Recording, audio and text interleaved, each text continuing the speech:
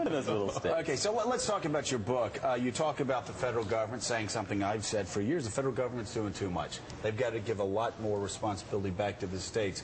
What are some of the areas where where the feds need to cede control to the states? Well, let me talk about. What it means. Okay. That's a good thing.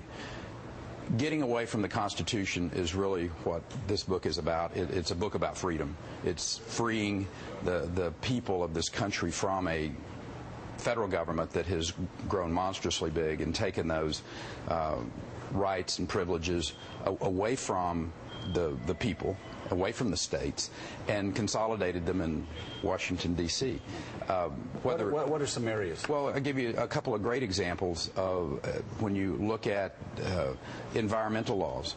The EPA has come into Texas just lately and taken over our air permitting process. We've cleaned up our air more in Texas than any other state in the nation, save Georgia. 20% reduction in ozone, 56% reduction in nitrous oxide, which, by the way, is a real pollutant. Right. And they came in and said, we don't like the way you use your flexible permitting process, a process that was put in place by Ann Richards and agreed to by the Clinton administration. Right, so they're wanting. What about some other areas? Well, what I talk about in the book, the big areas where we've got to find ways to save money and to get this country back on track is in the entitlement area. Yeah. When you look at Social Security, it's broke. Right. My kids, 27 and 24, they know this is a Ponzi scheme. So what's the fix? Well, I'll give you a good example. Taking Texas as another. In 1981, the federal government allowed you to opt out of Social Security and to put your own private pension programs in place. Galveston, Matagorda, and Brazoria counties did that. They have very healthy pension programs now. I would suggest to you, let's have that conversation. Is that one of the fixes? Get it back to the states.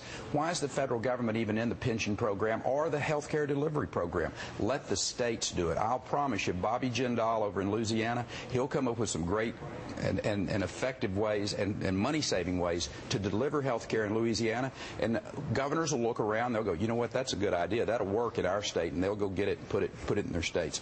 That, I will suggest to you, is one of the ways that this federal government can get out of our business, save a lot of money, and get back to that constitutional way of doing business and those enumerated powers that they're supposed to have.